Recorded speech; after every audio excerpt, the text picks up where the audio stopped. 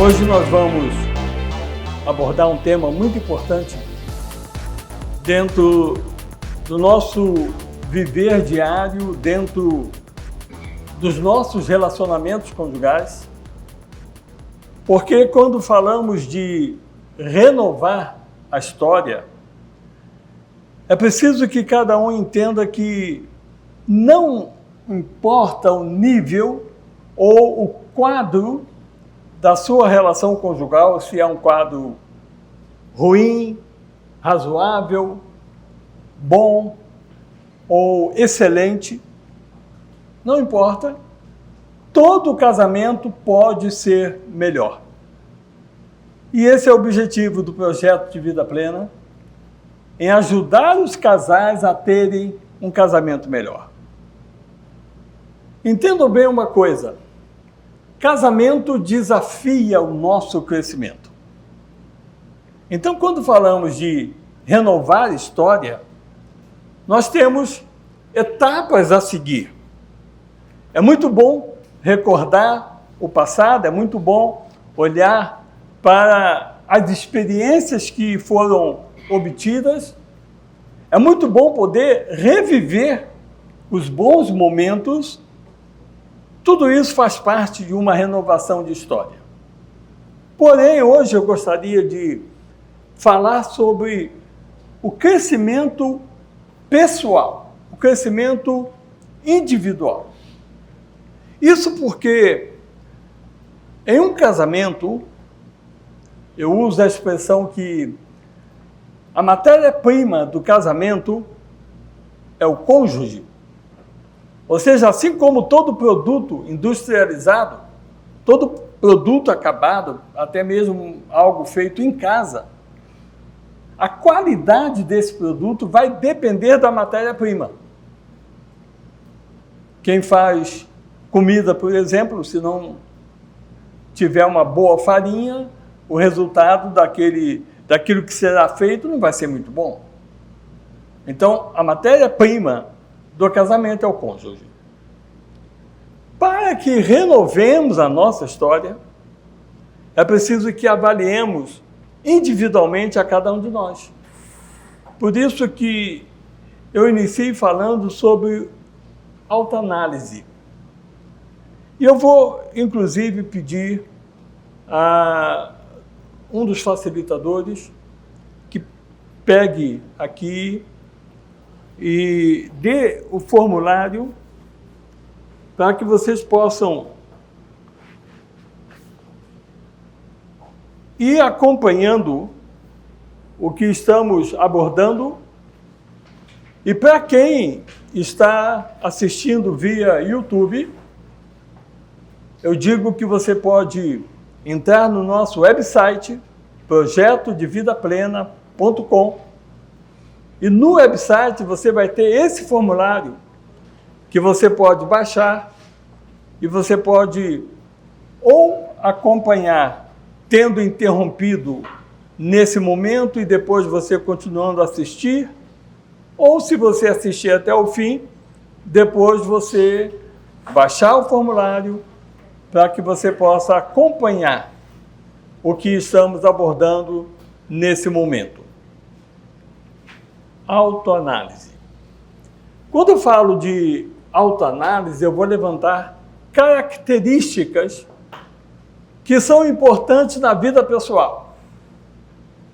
É muito interessante que muitas vezes eu peço a pacientes que me digam assim: relacione para mim virtudes que você veja em você. E é muito frequente uma limitação das pessoas em conseguir identificar virtudes em si mesmo. Se eu pedir, então, 10 virtudes, fica bem complicado até as pessoas responderem encontrando essas virtudes na sua própria pessoa. Há uma tendência natural, dentro de um momento de crise no relacionamento, atribuir ao cônjuge a questão dos desajustes dentro do relacionamento. Ou seja, é muito fácil colocar o foco no outro, apontando aquilo que seja uma falha. É muito fácil.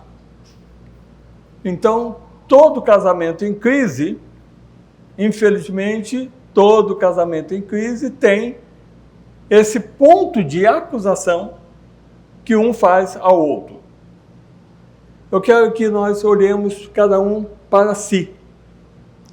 E dentro dessa autoanálise eu vou colocar algumas características, não são todas, mas o que eu considero importante para que nós possamos desenvolver uma boa história partindo do nosso crescimento emocional.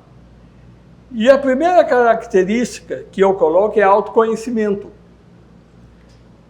Entenda bem uma coisa, quando eu falo de autoconhecimento, não é aquela questão que muitas das vezes, de forma evasiva, as pessoas dizem assim, mas eu sei que eu sou assim. Eu sei, comigo não tem jeito, eu sou assim. Não é isso que nós vamos reconhecer como autoconhecimento. Autoconhecimento é a capacidade que a pessoa tem de reconhecer as suas áreas fortes e as suas áreas débeis. Todos nós temos áreas fortes e áreas débeis. O autoconhecimento nos ajuda a fortalecer as nossas áreas fortes e ter controle ou curar as nossas áreas débeis. Porque as áreas fortes nos fazem crescer. Ou seja, aquilo que você faz bem pode fazer melhor. Isso não é perfeccionismo. É que áreas fortes, elas não têm limites. Você pode, eu até uso a expressão, o céu é o limite. Você pode crescer o quanto você quiser. Porém, as áreas débeis, elas precisam estar sob o nosso controle. Porque se elas não estiverem sob o nosso controle, elas vão prevalecer e prevalecendo sobre as áreas fortes, o nosso comportamento vai ter transtorno. E aí, definitivamente, o que afeta pessoalmente a um, interfere no relacionamento.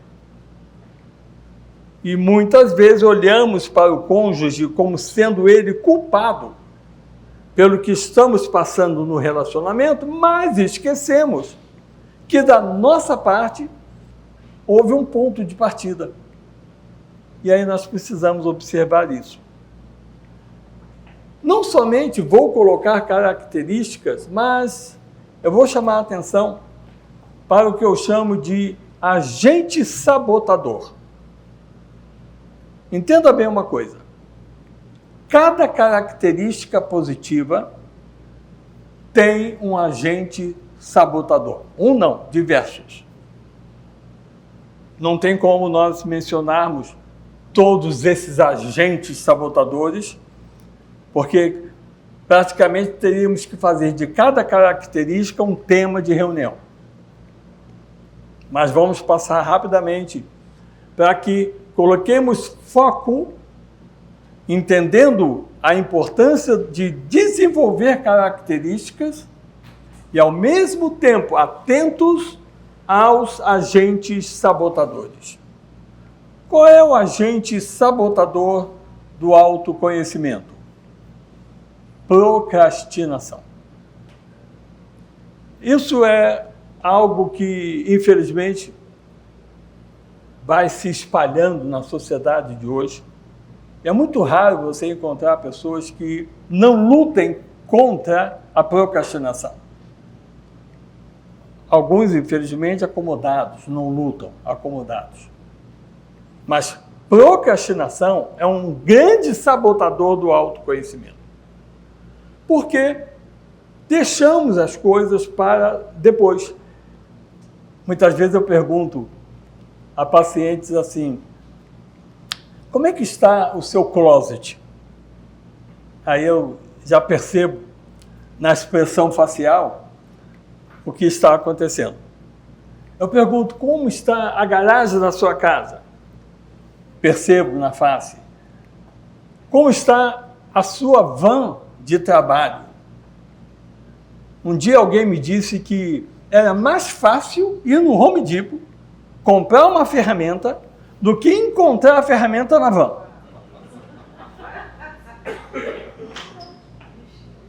Por quê?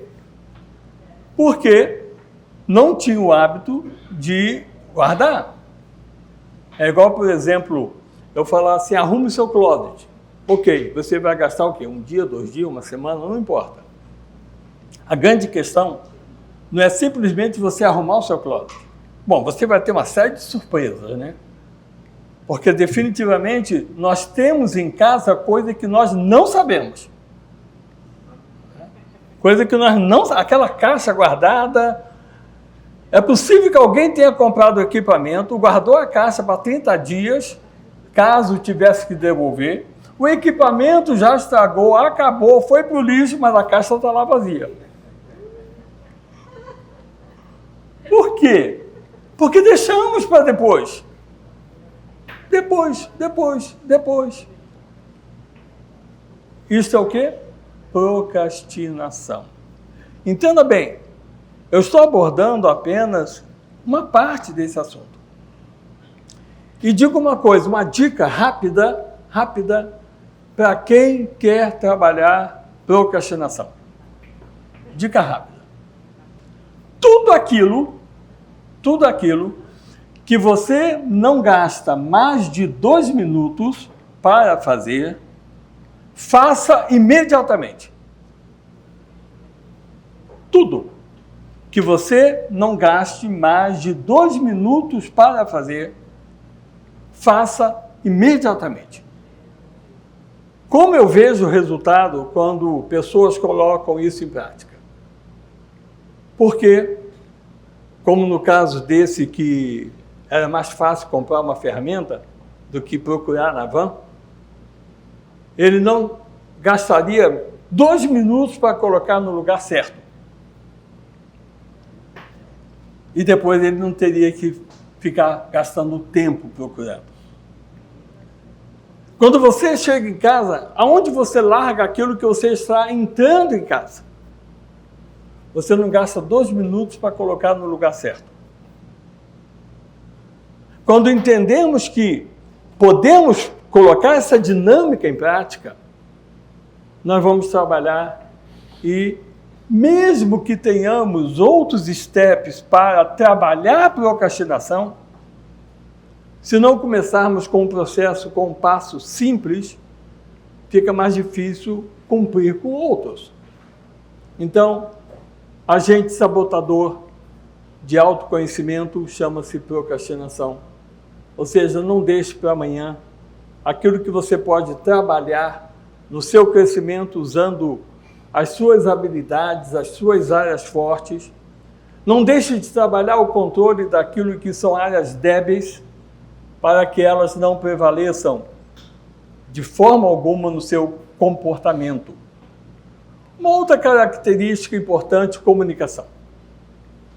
Há uma falha de comunicação muito grande dentro dos relacionamentos e muitas vezes eu lido com situações de casais que a falha na comunicação é tão forte, é tão pesada, que afeta demais áreas do relacionamento. Quando eu falo de problemas na vida conjugal, Eu sempre menciono que casamento só tem 3 problemas. E vocês já sabem quais são os 3 problemas. Problema sexual, financeiro e comunicação. São os 3 problemas da vida conjugal. O agente sabotador da comunicação chama-se emoção negativa. Emoção negativa. Por que emoção negativa? Porque pensamos e podemos pensar certo, porém, quando não expressamos da forma correta, seja porque fomos acionados em uma emoção negativa, ou a nossa comunicação está acionando o outro em uma emoção negativa, realmente a comunicação falha. A comunicação falha. Quer ver uma falha comum dentro do relacionamento? O esposo está fazendo alguma coisa, algum trabalho. Aí a esposa chega e fala assim, não, mas se você fizer assim, aí você já sabe o que acontece, né? Ou seja, o homem está fazendo uma coisa e a mulher chegou e deu uma sugestão. Qual é a reação que há? Normalmente há uma reação negativa.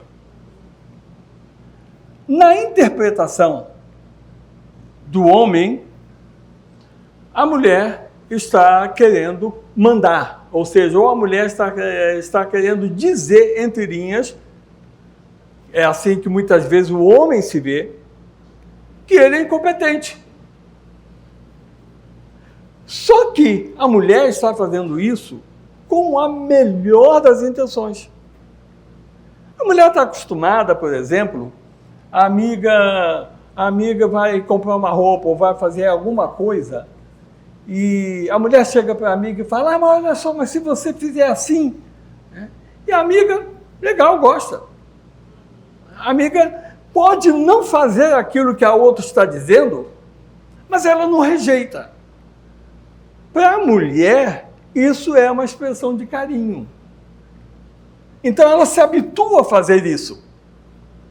Mas quando ela faz isso com o marido não vê dessa maneira. Resultado, falha na comunicação, gera os atritos, que eu vou dizer, em função da emoção negativa que foi acionada. Entendam bem, nunca, definitivamente nunca, reajam quando a emoção negativa aflora. Porque a emoção negativa vai levar a um pensamento negativo e a uma ação negativa. Porque a emoção toma o controle do comportamento.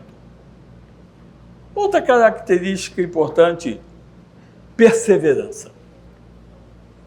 Aí eu paro diante da realidade para refletir quantos projetos, quanto de trabalho iniciado, tanto esforço que não concluímos aquilo que iniciamos. Será que eu estou falando uma coisa desconhecida? Ou será que temos isso no nosso dia a dia? Projetos não acabados. Ou seja, a falta de perseverança em qualquer projeto, em qualquer situação. Até mesmo, voltando-se para o comportamento pessoal, o quanto você aplica na sua vida e continua aplicando aquilo que você tem aprendido. Qual é o agente sabotador da perseverança? Distração. Entenda bem uma coisa, não é falta de tempo. Muitas vezes vamos ouvir pessoas alegando que não houve tempo. Não houve tempo.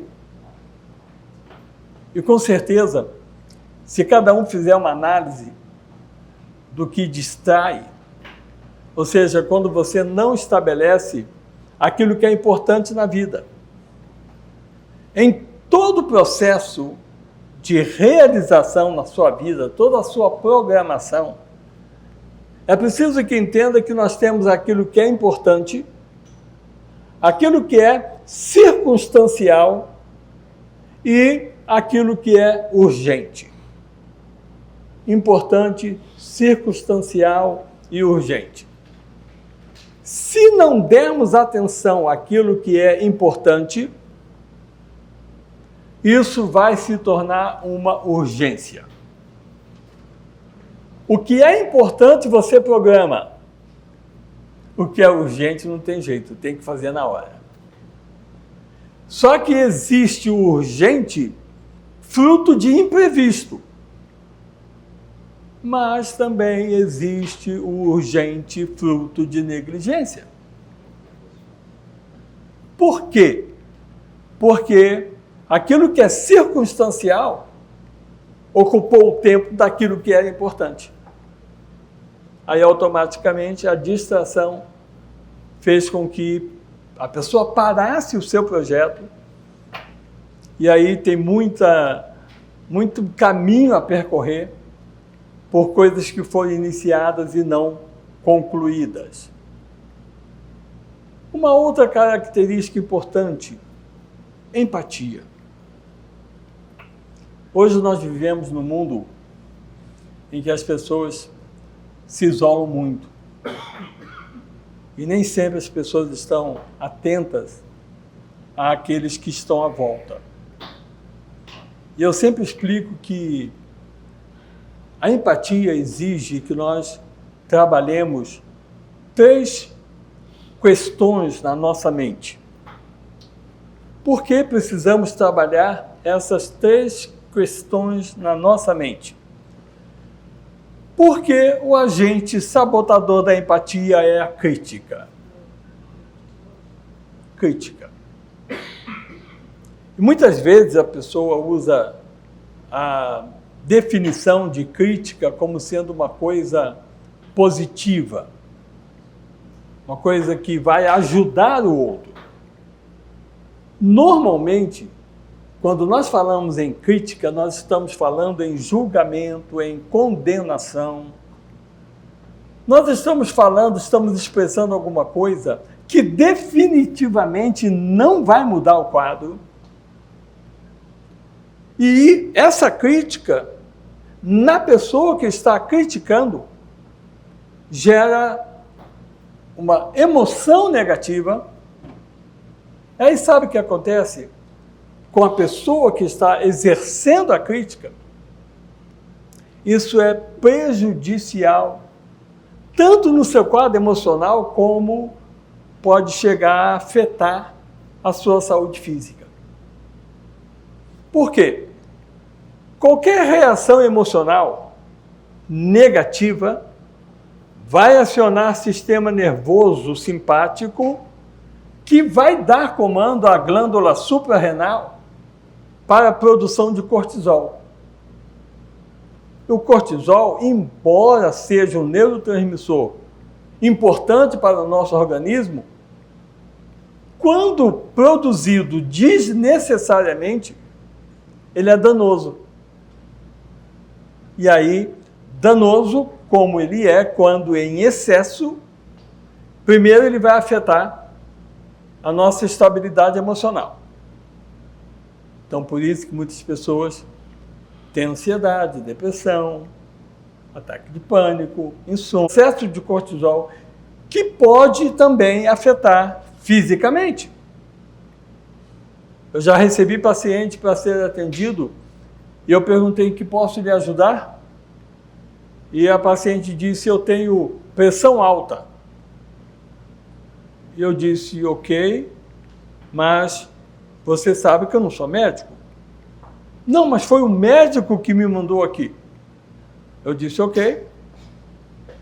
Eu disse: bom, eu vou precisar do exame de sangue que você fez no médico. E o resultado foi que a taxa de cortisol estava lá em cima. E com medicamento médico não conseguia resolver. Quando ela trabalhou nela o equilíbrio emocional e reduziu a taxa de cortisol, a pressão estabilizou.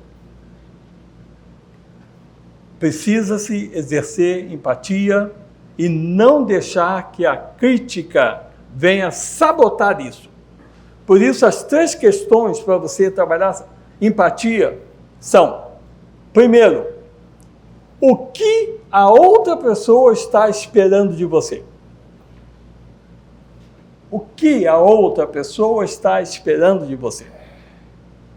Não exerça crítica, apenas pense: o que a outra pessoa está esperando de mim? Em segundo lugar, você pergunta: se eu estivesse no lugar dela, o que eu esperaria de alguém? Se eu estivesse no lugar dessa pessoa, o que eu esperaria de alguém? E em terceiro lugar, o que posso fazer? Então, você respondendo essas 3 perguntas, o que a pessoa espera de mim? Se eu estivesse no lugar dela, o que eu esperaria de alguém? E o que eu posso fazer? Você vai estar exercendo a empatia, evitando que o agente sabotador trabalhe contra o seu comportamento. Outra característica: resiliência. Resiliência. Hoje nós vivemos num mundo extremamente estressante e vivemos estressados. E a capacidade de recuperação, ela tem diminuído cada vez mais. Por quê? Porque o agente sabotador da resiliência chama-se intolerância. Intolerância. Normalmente, uma pessoa que não teve uma infância com segurança tem mais probabilidade de desenvolver intolerância. Ao passo que aquilo que nós podemos mudar, devemos estar empenhados nessa mudança. Mas aquilo que nós não temos como mudar, definitivamente, nós temos que assumir a realidade. Porque, querendo ou não, nós vamos ter que agir de acordo com a realidade. E é interessante que, de acordo com o interesse da pessoa, ela pode ser mais resiliente ou não. Ou seja, se aquilo é algo super importante para ela, mesmo que seja incômodo, ela se submete. Imagine se uma pessoa ilegal ouvisse que um posto de imigração está aberto para poder, todos que chegarem lá, vão receber uma documentação. Não importa quanto tempo vai ficar na fila, não importa. Mas você já reparou como as pessoas reclamam se tiver uma fila no supermercado? Como as coisas mudam, porque não temos a tolerância necessária naquele momento que nós precisamos. Outra característica: apoio. Apoio. Como é importante receber apoio e como é importante dar apoio. Só que essa característica tem também o seu agente sabotador. E o agente sabotador do apoio chama-se egoísmo. Sabe por quê? A pessoa que não trabalha apoio, ela pensa em si. Muitas vezes até isso gera uma disputa dentro do relacionamento. No sentido de que um quer sobressair sobre o outro. Ou seja, no sentido de chamar a atenção para si e não dar o apoio que o outro precisa. Entenda bem uma coisa, dentro do relacionamento conjugal, se não desenvolvermos essa característica de apoio no nosso comportamento, vai ficar muito difícil nós construirmos o modelo certo de relacionamento.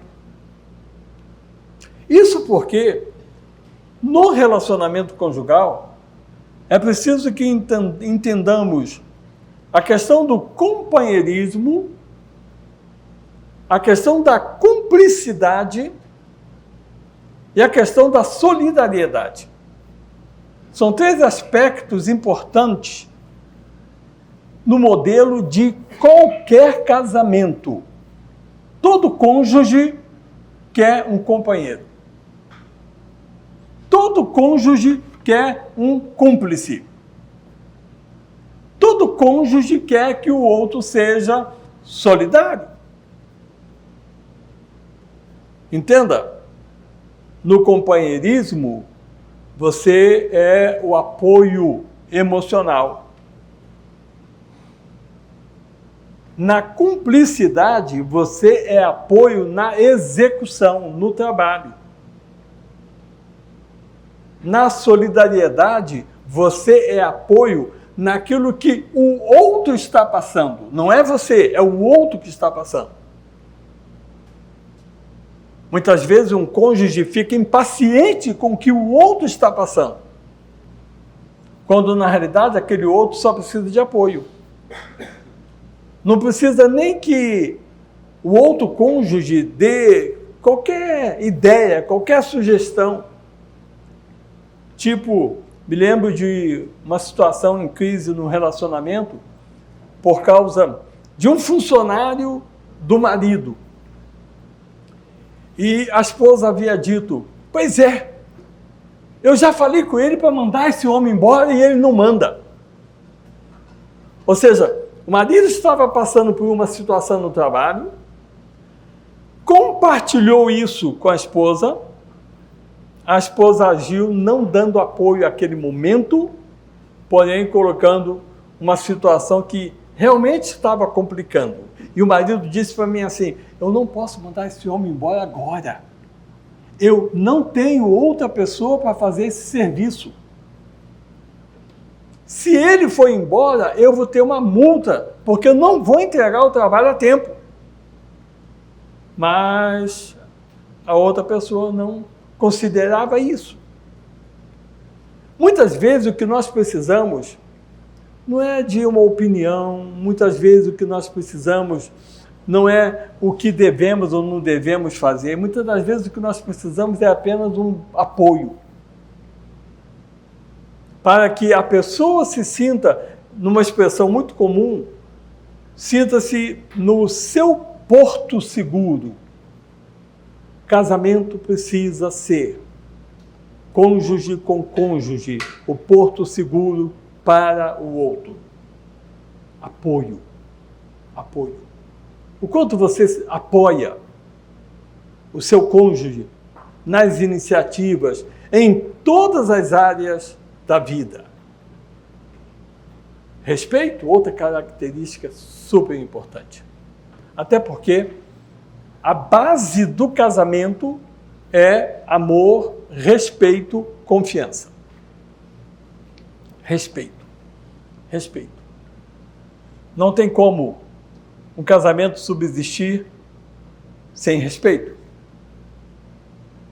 Não tem como emocionalmente a pessoa crescer no sentido individual se ela não tiver respeito. E o agente sabotador do respeito é a falta de reconhecimento. O que é respeito? Quando eu ouço pai, mãe, se referindo a uma criança pequena, você tem que me respeitar porque eu sou seu pai, eu sou sua mãe. Eu fico pensando, o respeito já foi embora há muito tempo. Porque respeito não é algo imposto. Respeito é reconhecimento. E o modelo é criado dentro da família.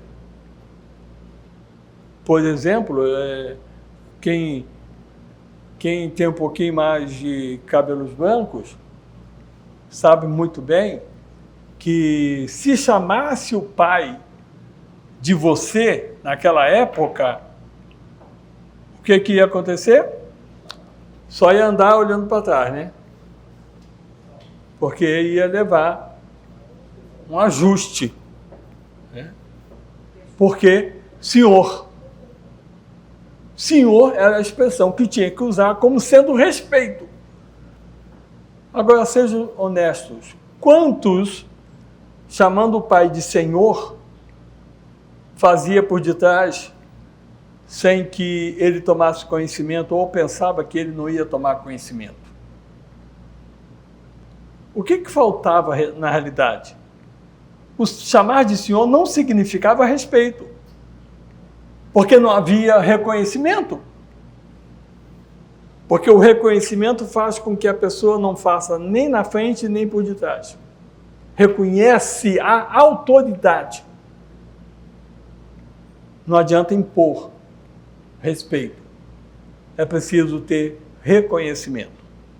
Você entra numa igreja católica, aí as pessoas tiram o chapéu por causa de quê? Respeito. Porém, quando você entra na sinagoga, todo mundo coloca o chapéu. Por causa de quê? Respeito. Então entenda uma coisa, não é uma norma, isso é respeito, chamar de pai, o pai de você ou de senhor, não é isso. É o reconhecimento que precisa existir na vida de todos nós. Não importa o momento, não importa a hora, não importa quem seja, não importa a situação. É preciso entender que se faltar reconhecimento, automaticamente falta respeito. Outra característica importante, metas. Muitas pessoas vivem o dia, o momento. E é muito triste quando eu vejo uma pessoa sem meta. É muito triste. Sabe por quê? Quando eu vejo uma pessoa sem meta, para essa pessoa, e muitas vezes as pessoas expressam isso, verbalizam isso, tanto faz viver ou morrer. Tanto faz. Ainda ontem alguém me dizia isso. Eu dizia, por quê? E como nós podemos trabalhar para que o agente sabotador de metas, que é o medo, não atue na nossa vida? Quando nós criamos objetivos, ou seja, olhamos lá para frente, criamos a imagem do que queremos, o que seremos, aonde estaremos daqui a 5, 10, 15, 20 anos, e entendemos que, ao criarmos o objetivo, a meta à nossa frente, e isso não pode ser uma fantasia, sonho é realizável, fantasia não. Então, a meta ela é um sonho, sonho é realizável. Para ser realizável, você precisa ter planejamento. Então, você sabe que cada dia você está caminhando e cada passo que você dá, você está mais perto do seu objetivo. Medo paralisa a pessoa. E, infelizmente, medo é um sentimento básico dentro dos 4 sentimentos básicos que nós temos. Todo ser humano tem 4 sentimentos básicos: medo, raiva, tristeza e alegria. Não tem como fugir dessa regra. Todos têm raiva, medo, tristeza e alegria. Todos têm. São sentimentos básicos. Nós temos sentimentos básicos, nós temos sentimentos complexos e nós temos sentimentos criados. Básicos, complexos e criados. Complexos porque um pode ter e o outro não. Por exemplo, nojo. Nojo é um sentimento complexo. Um pode ter nojo de uma coisa e o outro pode não ter nojo da mesma coisa. Sentimentos criados? Sim. Por exemplo, rejeição é um sentimento criado. Culpa é um sentimento criado. Ninguém nasce com culpa, ninguém nasce com rejeição. É um sentimento criado. Aí, voltando um pouquinho na questão da emoção, é preciso entender que o medo, como sentimento, provoca uma emoção negativa chamada medo. Assim como raiva, como sentimento, provoca uma emoção negativa chamada raiva. Às vezes nós pensamos que é tudo a mesma coisa. Sentimento é uma coisa, emoção é outra coisa. Emoção é a manifestação do sentimento. É como se eu comparasse com a água do mar. O que é a onda? O que é a onda? A onda está para o mar, assim como a emoção está para o sentimento. O que provoca a onda? Agentes externos, diversos, entre eles a lua e o vento. O que provoca em nós emoções? Agentes externos. Nós precisamos trabalhar a nossa vida não nessa linha de emoção, pensamento, não. Nós precisamos trabalhar a nossa maneira de comportar partindo do nosso pensamento. Ou seja, precisamos inverter isso. Naturalmente a pessoa age da emoção para o pensamento e daí para a ação. Quando primeiro precisamos colocar em ordem o nosso pensamento, agir de acordo e deixar que o sentimento venha como resultado e não como agente motivador. E medo só se vence quando se enfrenta. Segurança. Essa é uma característica extremamente importante. Uma das dificuldades, e eu já disse que não tem como abordar todas as dificuldades, todos os sabotadores, mas um grande sabotador da segurança é a necessidade de aprovação.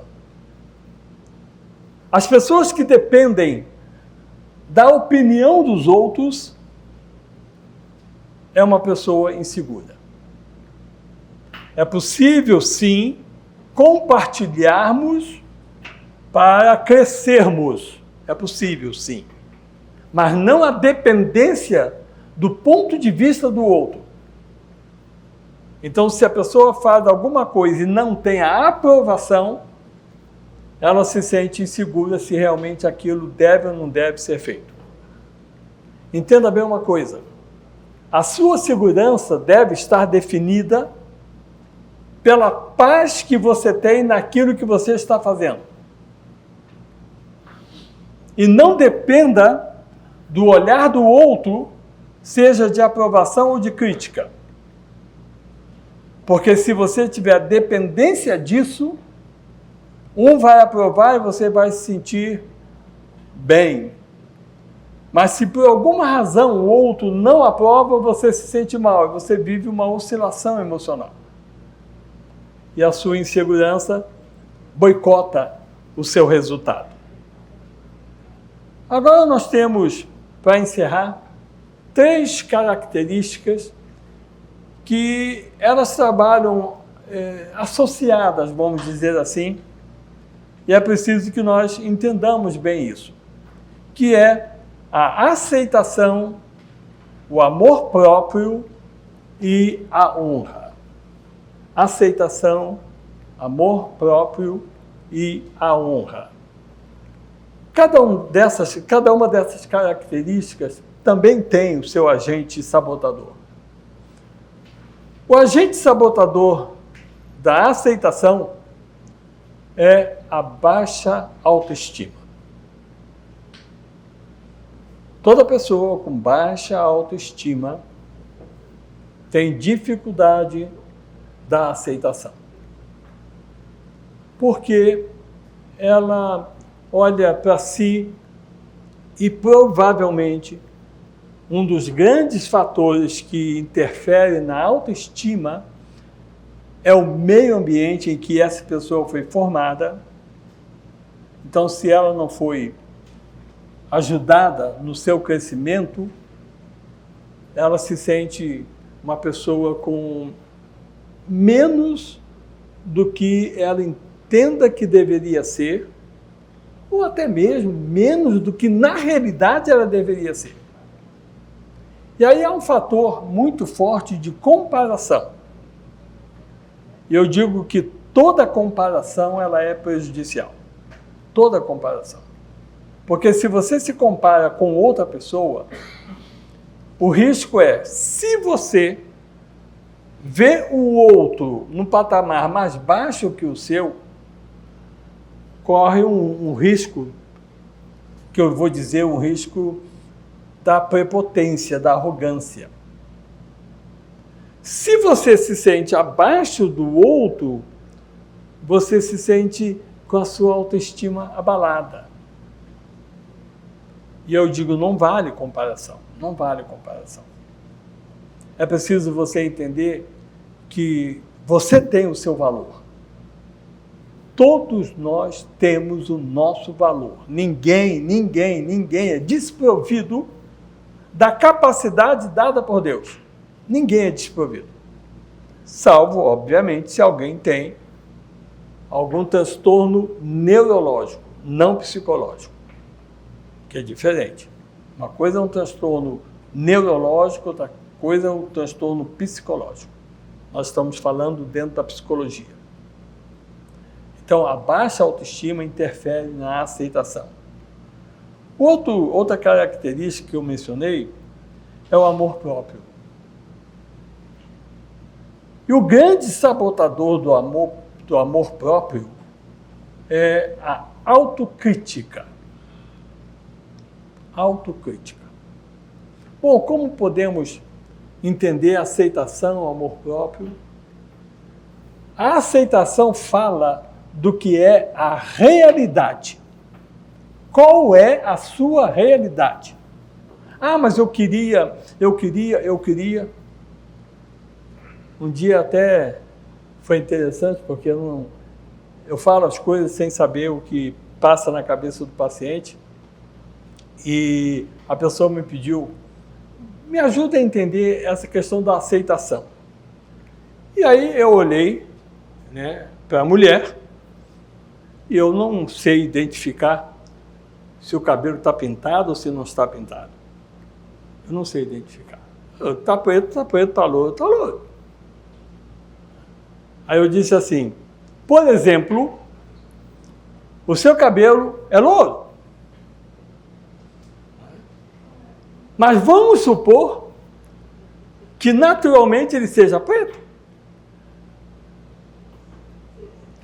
E você não aceita isso.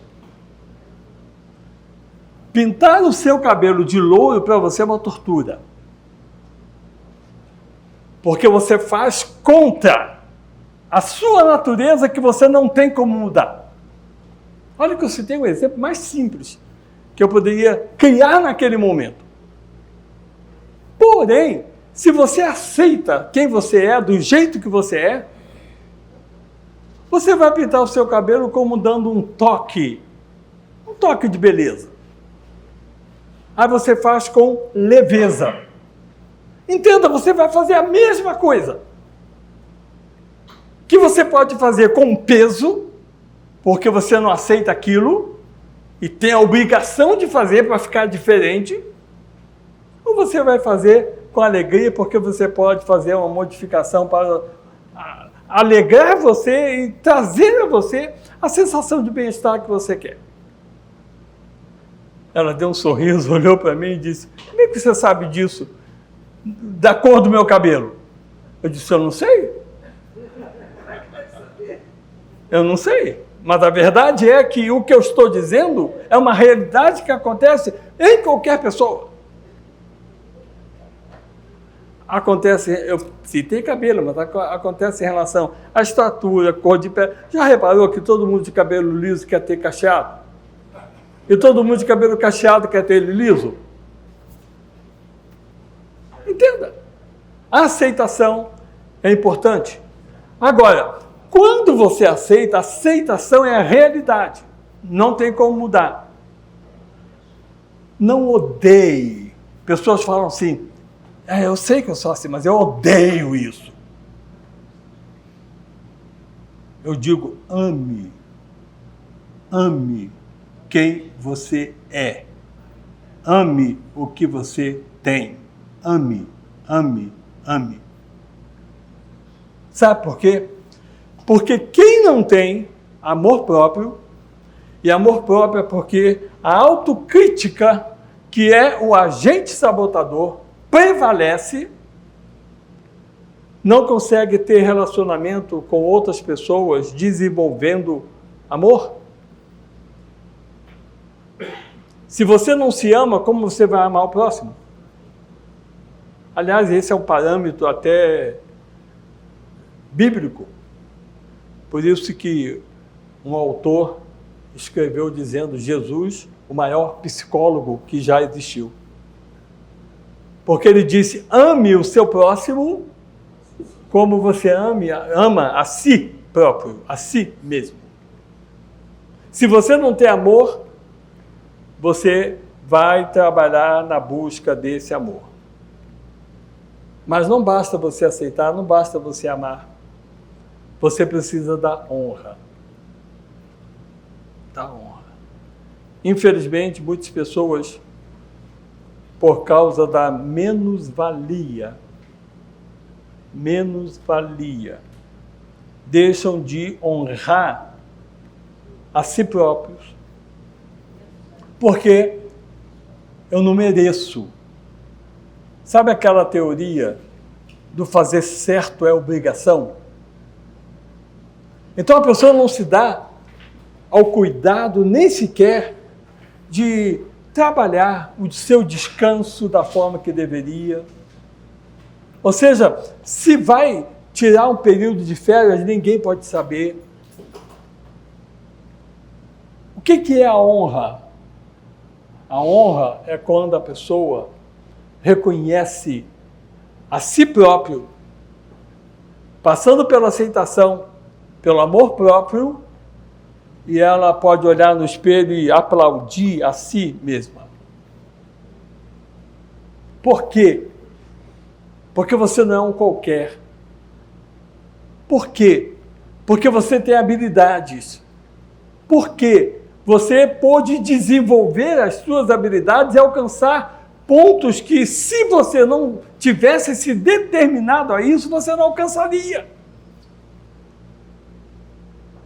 Por que você não ficar em pé na arquibancada da sua vida e aplaudir você que está correndo ali? De você valorizar os seus resultados. Não no sentido de arrogância, jamais, jamais, jamais, jamais. Mas no sentido de reconhecimento. Porque quanto mais você exerce e trabalha tudo isso com gratidão no seu coração, definitivamente só cresce. Só cresce. E quanto mais cresce, maior é a estabilidade emocional. E automaticamente se você cresce emocionalmente, você está propiciando a oportunidade de renovar a sua história. Renovar a sua história no sentido pessoal, renovar a sua história no sentido conjugal. E esse é o nosso objetivo: trazer informações para que você possa renovar a sua história, sabendo que isso é algo plenamente possível, que você pode alcançar com certeza. Na próxima reunião, 20 de setembro, nós vamos continuar esse tema, renovando a sua história. Então vamos ter parte 2. Quando vocês convidarem pessoas para a próxima reunião, recomendem a elas assistirem esse vídeo no YouTube. Recomendo, tá? Para que elas entendam a sequência que nós estamos fazendo. Então não tem nenhum problema, porque eu creio que esse final de semana já vai estar, no máximo semana que vem vai estar no YouTube.